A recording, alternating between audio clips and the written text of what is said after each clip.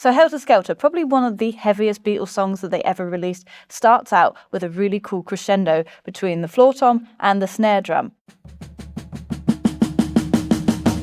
The reason I bring up this crescendo specifically is because we want to start looking at finger technique and using your fingers instead of your whole arm, because that's where strain comes from. We're going to really want to utilize bounce within this. So remember, the important part is the grip between your thumb and your index finger, and your fingers are just adding the extra power. It's not so much coming from your wrist. It can a little bit, especially when you're going really at it, but you want to make sure that your fingers are engaging above all else. And the most important part after that is to make sure you can do it in both hands, which might be quite tricky because your left hand, or if you're left-handed, your right hand, probably won't be used to doing the fine motor skills required to do this. So if you want a quick exercise for that, just flip the sticks over and hit the bottom of your arm with your stick, because it forces you to engage your fingers and not your wrist. So once that feels comfortable, flip the sticks back round. Make sure you got that down, nice and in time, use a metronome if you have to, and then try it again.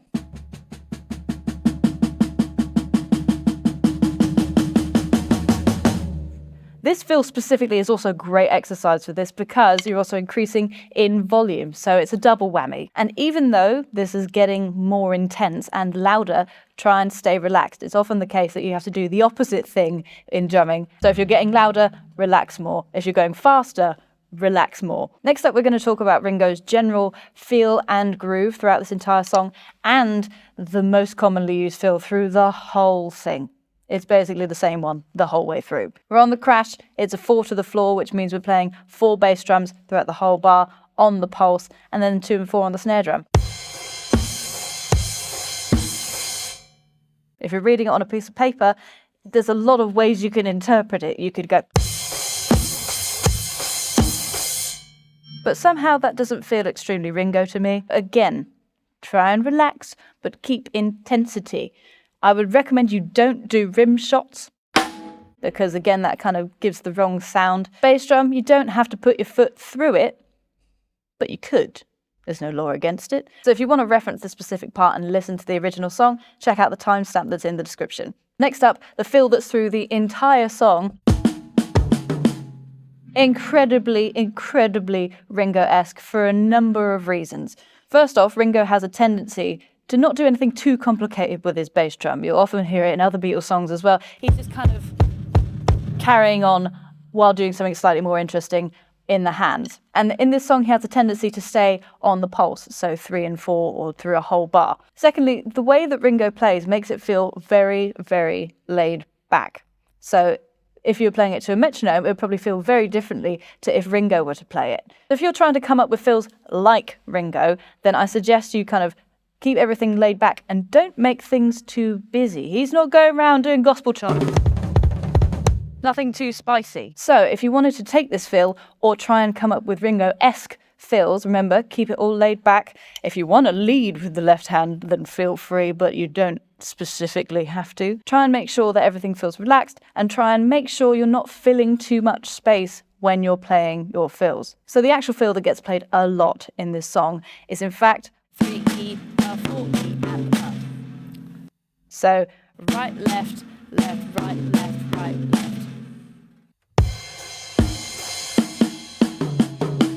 Keep everything nice and laid back and try and use notes sparingly. And again, if you want to hear that fill, then feel free to check out the timestamp in the link below. Just another side note on his fills. Later on in the song, he does something he commonly does throughout other Beatles songs as well, which is just put a little drag before he goes into it. So something like that. So it just helps you lead into your fills if you want to make it sound even more like Ringo himself.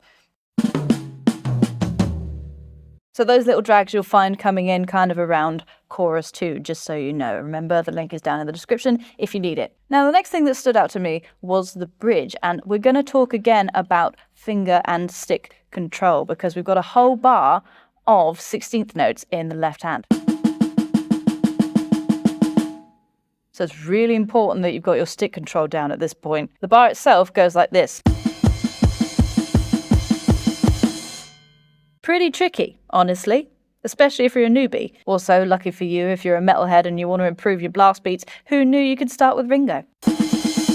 Going back to what we were saying before about stick control, remember the grip is coming from your thumb and forefinger, and the power is coming from your fingers. And what you're going to try and do, and how I best describe this to people, is it's almost like you're bouncing a basketball. There is a little bit of wrist involved, but most of the power and most of what maintains the flow of notes is in fact you just closing your hand over and over again. You get your initial power from that initial downstroke, and then maintain it. People have issues with this because they're tightening their grip too much or too little. Some people, if this is all loosey-goosey, the stick's bouncing around everywhere, you don't have the power or the control. And if it's too tight, the stick won't go anywhere and you won't get any bounce out of it. So there is a fine balance to find with that. If this is a struggle at first, just do short bursts of it. At first. And then gradually draw those out. So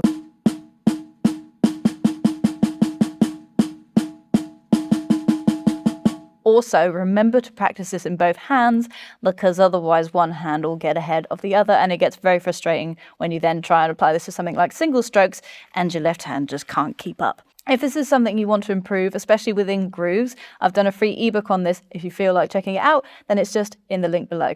When it comes to applying this technique into the actual groove and its context, try your best to keep the dynamics or the volume as level as you possibly can. Or if you want to, you can add a little bit of a crescendo if you so wish. But what is most important is how even it feels. And when it comes to applying this to the groove, you've got two options. First of all, you could apply just the crash at first. Or if you want something more consistent, try adding the bass drum at the same time, which is on eighth notes. Either way, try and make sure these are completely together. If you can record yourself, fantastic, because it means you can listen back, and listening back is a fantastic tool for learning what's going on with your playing and actually hearing what's going on from an outside perspective instead of hitting the drums and thinking you're fantastic. You might be. I don't know. So in this scenario, what you want to avoid is what we call flamming, which is where two limbs or three limbs come down slightly out of sync when they should be coming down together. Flams aren't necessarily a bad thing, but in this context, it's not ideal. So if we stick these limbs together, and I suggest you do this with a metronome, it should sound like this.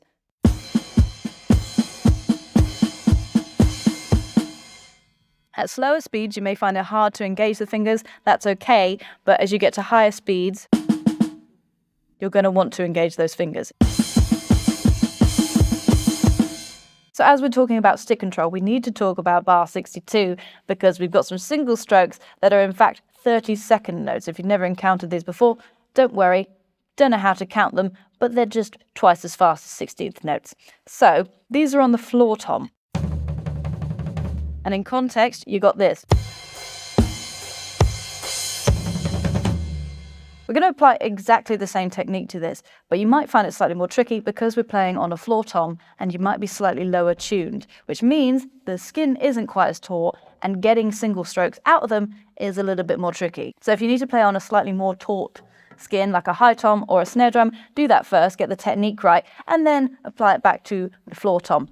Also, a little bit tricky going from this over to another crash. So if you have another second crash, that might also be really useful. For the rest of the song, most of the fills are basically the same, as is the groove. You can kind of flow with whatever band you're playing in terms of how intensely you want to play this, but we've got some slight variation just at the very end, which is cool. But it is different, and it's something to bear in mind when you're trying to play it, especially if you've got limited time. So the first one is bar 86. And as long as you punctuate these cymbals and follow the same rules that I told you earlier about playing Ringo-style fills, you're kind of in the clear, really. And the same applies for the next bar. So bar 87 goes plus lots of angry, kind of muddled fills at the end that create some kind of just messy sound, because that's what they did at the end of the song. You have complete freedom at that point to go wild. If you want to cheat with this drum fill, here's what you got to do.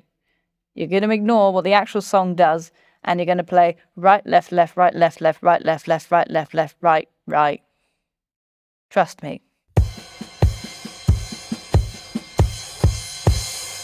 You heard it here first. Someone will tell you how to play that technically correct, but if you want to cheat, go for it. If you want it to sound more authentic, take out the 2 left hands once you've got that rhythm comfortable. But hopefully, no one will notice unless there is a Beatles purist in the audience, in which case they're probably not the one paying you and you're fine. So enjoy playing Helter Skelter because it's an absolute tune, and I will see you in the next video. Big love.